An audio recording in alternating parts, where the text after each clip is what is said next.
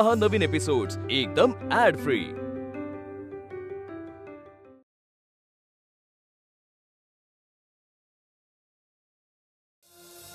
अगं बाई, आणि हे काय? ही पाटी काय करते स्वयंपाकघरात इथे? अहो ते मी आणि यशोदाबाईंनी सध्या अक्षर गिरवायला शिकतोय ना। भामे, कशाला हवे ते भिकेचे डोहाळे? तो बाळ एवढा शिकून मोठा झाला, पण चांगल्या पगाराची नोकरी कर म्हणलं तर समाज कार्याला लागलाय, आणि आता तूही? सासूबाई अहो कसं आहे ना भामे, पुरुषांनी काहीही केलं, कसंही वागले ना तरी जग त्यांना जाब विचारत नाही, पण आपल्या बायकांचं तसं नसतं ग। आणि नवऱ्यानं जर का एखादी गोष्ट केली तर बायकोनं त्याच्या पावलावर पाऊल ठेवून ती गोष्ट केलीच पाहिजे असं गरजेचं नाही ना प्रत्येक वेळेला। सासूबाई पण काही बोलू नकोस भामे, मला माहितीये ना हे सारं का चाललंय ते, आणि कुणामुळे। वाण नाही पण गुण लागणारच ना, त्या यशोदेच्या नादाला लागून चाललंय ना हे सारं काही। काय पण इथे येऊन संगत मिळालीये, एक ती विधवा आणि दुसरी ती वांज। अहो काही बोलू नकोस, मी सांगते तेवढं ऐक भामे, सांभाळून राहा। तू गर्भारशीस, तुला तुझी काळजी घ्यायला पाहिजे।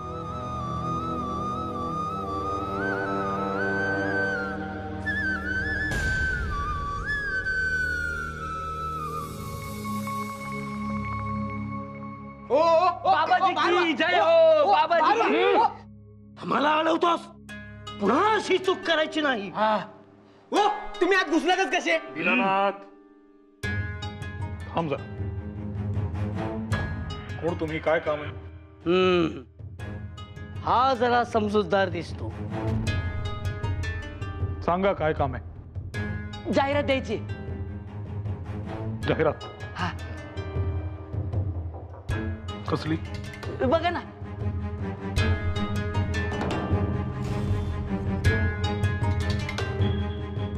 भेटा भेटा भेटा, कुठलीही समस्या असो फकीर बाबांना भेटा। काय हवंय तुम्हाला? पैसा, व्यवसाय, पाऊस, जमीन, एवढंच काय? मूल हवंय? सर्व रोगांवर एकच इलाज, फकीर बाबा। करणीपासून वशीकरण, सारे काही बाबांच्या मुठीत। सगळी भूते पळतात दूर फकीर बाबांना घाबरून। तेव्हा बाबांना भेटा आणि आयुष्यातील सगळ्या समस्या दूर घालवा। एका क्षणात आयुष्य सुखात।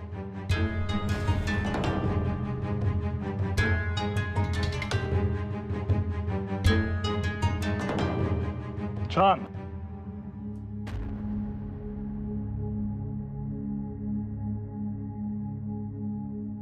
ही जाहिरात द्यायची आहे तुम्हाला? हो। वशीकरण, जादू ही? होय तर एकदा का तुम्ही बाबांची जाहिरात छापली का तुमचं आयुष्य पालटलंच म्हणून समजा। अहो सगळ्या रोगांचा उपचार एकच। जय बाबाजी। तुझं नशीब पालटून जाईल बाळा। एक फार मोठा रोग जडलाय, त्याचा उपाय असेल तुमच्याकडे? अहो फक्त रोगाचं नाव बोला, बाबाजी असा उपचार करतील चुटकी सरशी। पारतंत्र्य। इंग्रजांना या देशाबाहेर हाकलून देऊ शकाल असे चुटकी सरशी? राग राग भरलाय तुझ्या डोक्यात। वाटोळो वाटोळो होईल तुझं। माझी गरज आहे तुला, मला शरण ये। तुझं भलं करेन, कल्याण करेन तुझं।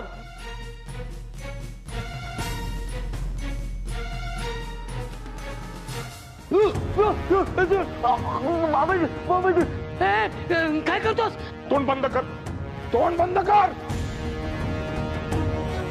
तुझा हा बाबा लोकांचं नशीब पालटतो ना, तुझा पालटू शकतो का बघूया आता। बरं का, तुमच्या या चेहऱ्यास मी आता जमिनीवर पाडणार आहे, बघूया त्याला वाचवता का। काय करतोस? सोड त्याला, भस्म करीन। माझी शक्ती माहिती आहे तुला, सोड। बाबाजी बाबाजी असं म्हणता? बाबा या भस्म करा मला, या वाट बघतोय मी। या बाबा, अजूनही त्यांच्या मागे लपायचंय तुला? तुला तर वाचवू शकलं नाहीत ते, स्वतःला वाचवू शकतात का बघूया। इतरांचे नशीब पालटवता ना, तुमच्या नशिबात आता काय घडणार आहे मला सांगा। मी सांगतो काय घडणार आहे ते. तुम्हाला दिवसात तारे दिसणार आहे. बघूया नशीब पालटवता येते का. बळवंतराव, आता तुझ्यातला बाबा उतरेपर्यंत तुला सोडायचो नाही मी. परत या असल्या गोष्टी घेऊन यायचं नाही माझ्याकडे, समजले?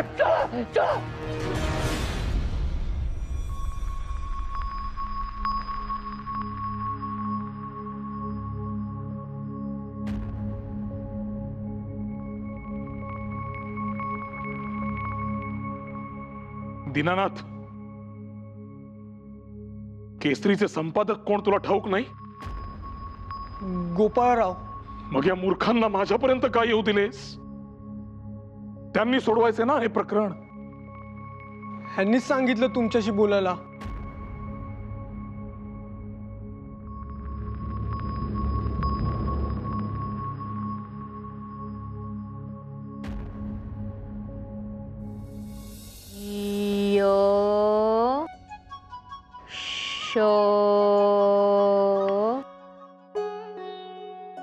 काना मात्रा शो यशो द काना यशोदा यशोदा आ ला काना आ ग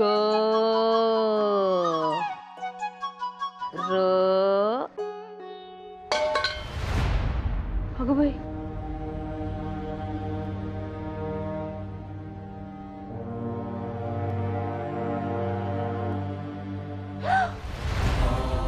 अगं बाई, ताई ताई, अहो काय झालं तुम्हाला?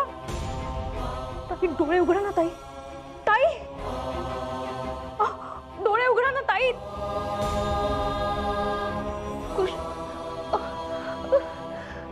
अगं भामे, काकू बघा ना काय झालं. अगं काय झालं? कशी पडली? आले तर मूर्छित पडल्या होत्या त्या. पाणी पाणी घेऊन ये. भामे भामे उठ ग.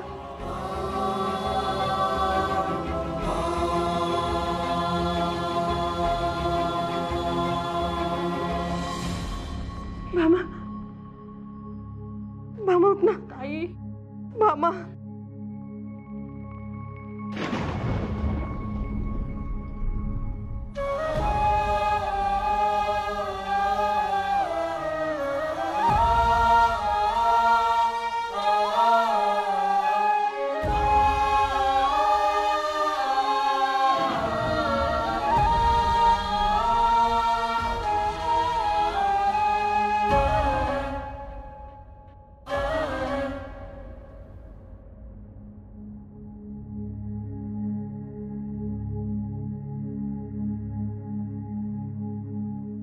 काय हो,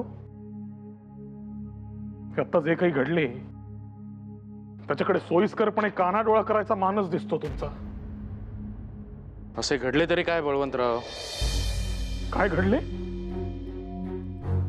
कुठल्या राष्ट्रीय क्रांतीच्या हेतूने आपण वृत्तपत्र सुरू केले आणि हे फकीर भोंदू यांच्या जाहिराती छापायच्या आपण? बळवंतराव, येणाऱ्यांना आपण थांबवू शकत नाही, पण त्यावर काय निर्णय घ्यायचा हे आपण ठरवूच शकतो. तेच आपल्या हातात आहे. तोच माझा मुद्दा आहे आगरकर. तो निर्णय तुम्ही का नाही घेतलात? कमी त्या फकीराची हाडे खिळखिळ करायची वाट बघत होतात. तत्क्षणी हकलून द्यायचे होते त्याला. आपले वृत्तपत्र चालवायला या असल्या अंधश्रद्धाळू जाहिराती नकोत आपल्याला. तुमच्यासारख्या संपादकाचे समजू नये का विसर पडला त्या पदाचा आणि जबाबदारीचा? बळवंतराव पुरे, शांत हो. त्याच जबाबदारीचा मान ठेवत तो निर्णय मी तुमच्या हाती सोपवलाय. तुमचा झाला त्यापेक्षा अधिक संताप माझा झाला होता. आपली तत्वे, आपला स्वाभिमान यांचा आदर राखतो म्हणून केसरी अरण्याचा राजा ठरतो गोपाळराव. माझे हेच विचार तुम्हाला देखील ठाऊक आहेत बळवंतराव, पण कोणी सांगावे असं व्हायला नको की मीच हेकेखोरपणा करून माझा निर्णय पुढे करतोय म्हणून.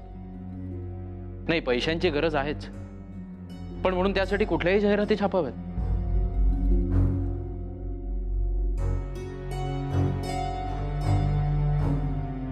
माझी परीक्षा बघत होतात का तुम्ही, की मी या प्रस्तावास कसे उत्तर देतो? तुमचा माझ्यावर विश्वास नाही? बळवंतराव, हे बघा, गैरसमज करून घेऊ नका. तुम्ही बसा. तुम्ही सांगा तर खरे. बसा, मी सांगतो तुम्हाला, सर्व सविस्तर सांगतो. बसा बसा बसा. बसतोय. हे घ्या, पाणी घ्या. गोपाळराव, बळवंतराव, परीक्षा तुमची नव्हती, माझीच होती. माझे म्हणणे तुम्ही सडेतोडपणे मांडाल याची खात्रीच होती मला, आणि तेच केलं तुम्ही. फक्त हीच खात्री योग्य आहे ना याची पडताळणी करून बघत होतो म्हणा. अहो, असं समजा तुमच्या तोंडातून माझेच विचार बाहेर पडत होते. ठीक आहे, ठीकच आहे. फक्त एक प्रश्न मनात रेंगाळतो आगरकर, या सगळ्यात त्या अनुचराच्या पाठीचे हाड मोडले नसले म्हणजे मिळवले. उगाच त्याचे नुकसान बिचारायचे. याची खात्री मी देऊ शकत नाही.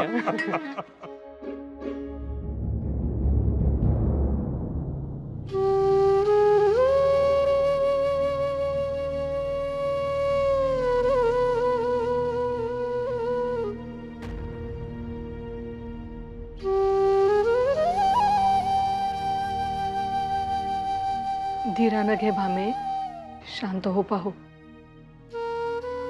मन घट्ट कर. देव पदरात सुख देतो तसं हिरावूनही घेतो. आपलं सुख आपल्याला पाहावलं नाही असं झालंय. उठून बसतेस का जरा? अशी बस थोडी आरामात, सावकाश.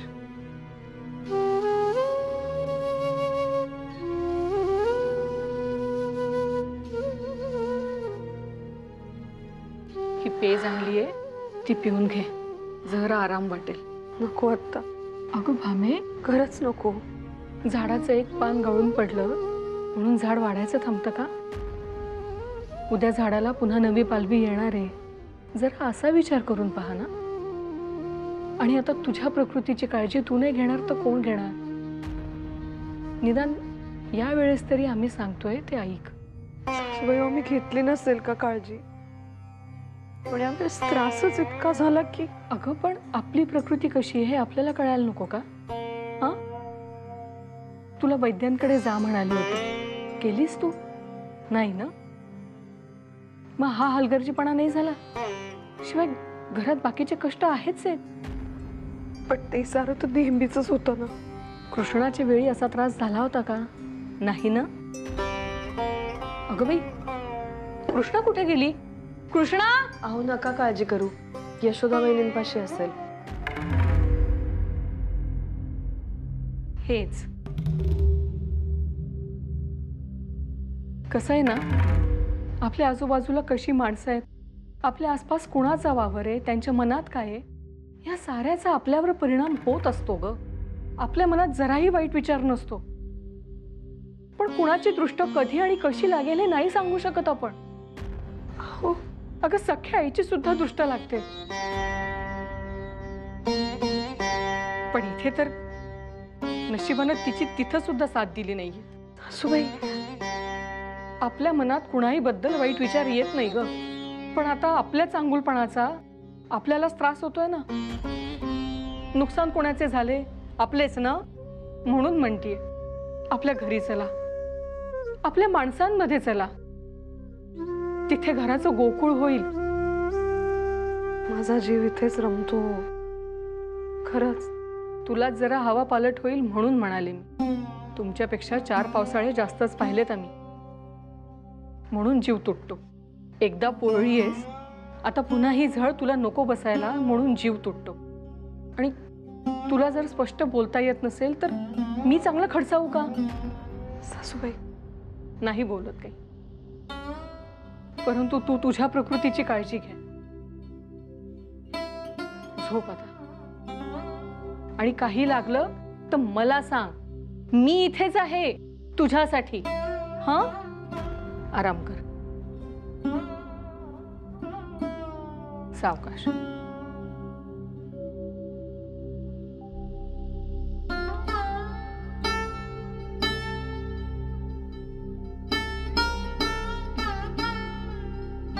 मी दरवाजा लावून घेते.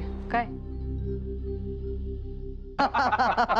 अहो काय सांगताय, म्हणजे तुम्ही थेट त्या फकीराची गचांडीच धरलीत?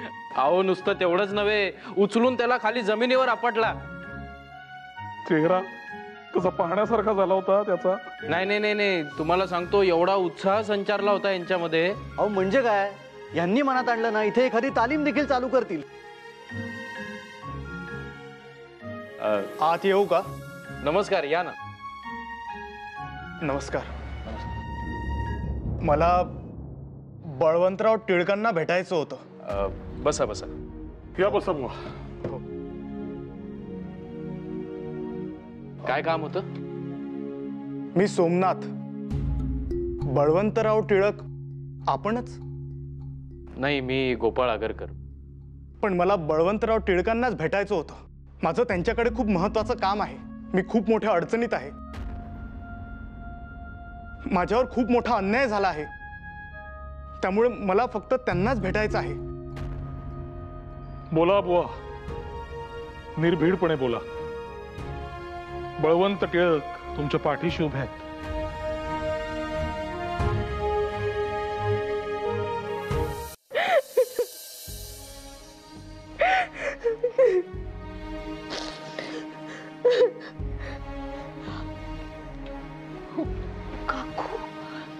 काय करताय तुम्ही? अगं भामीला एकदा बघायचंय ग मला. जीव तुटतो माझा. तुम्ही इथे या. अगं एकदा बघायचं. हळूहळू एकदा दिसलं तर बरं वाटेल मला. बसा तुम्ही इथे. काकू, अहो भामा त्यांच्या सासूबाईंना नाही चालणार ते. काकू, किती मायेने मोरावळा बनवलात तुम्ही, नाही खाऊ दिला. तुमची सावली पडून हा अपशकुन घडला असं वाटतं त्यांना. ताईंना जेव्हा दिवस गेले तेव्हा सर्वाधिक आनंद मला झाला होता. आणि त्या असं म्हणतायत की आज माझीच दृष्ट. का तर मला मुलबाळ नाही. यशोदे, भामेला ओळखतो ना आपण. तिने काही कमी कठीण प्रसंग पाहिले तिच्या आयुष्यात, पण तरीही ती नवऱ्याच्या पाठी खंबीर उभी राहिली. आता दिवस गेले तेव्हा सुद्धा बळवंतराव तिच्या सोबत नव्हते, पण दोघांमधलं प्रेम कमी झालं का? ती आणि तू सुद्धा दोघी नशीबवान आहात. तुम्हाला असं सौभाग्य मिळाले. काकू, पण लोक दोष आपल्यालाच देतात ना. दोष कलंक देणारच लोक आपल्याला. अगं देवाला सुद्धा लोक दोषी ठरवतातच ना. पण आपली मुलगी आपल्याबद्दल असा विचार करत नाही ह्याची खात्री आहे मला, आणि समाधान. भामाताईंच्या मनात विष तर कालवलं गेलं नसेल ना? अगं नाही जाणार. एवढे पावसाळे पाहिलेत ना मी. ओळखते माणसांना. आणि तिच्या सासूबाईंचा सुद्धा मला राग नाही आला. स्वतःचा संसार भरलेला असला, कपाळ रंगीत असलं की ह्या प्रथा परंपरा फुलासारख्या वाटतात त्यांना. त्यात त्यांची काय चूक? अगं एका कानाने ऐकायचं आणि दुसऱ्या कानाने सोडून द्यायचं. इतकं सारं झालं काकू, तरी तुम्ही इतक्या कशा काय शांत? हे कसं जमतं तुम्हाला? जमतं, सगळं जमतं.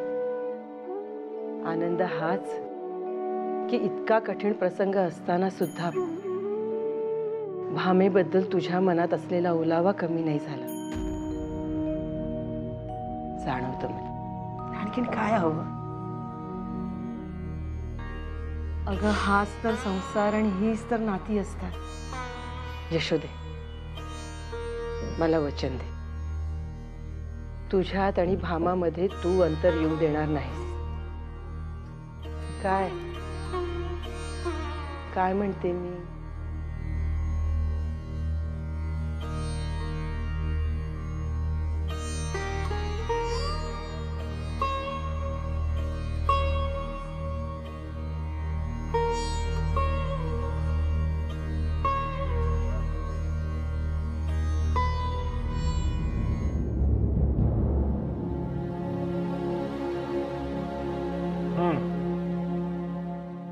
नेमकी काय समस्या आहे? न घाबरता आमच्यावर विश्वास ठेवा आणि सांगा. हो, तो आहे म्हणूनच तर इथे आलो.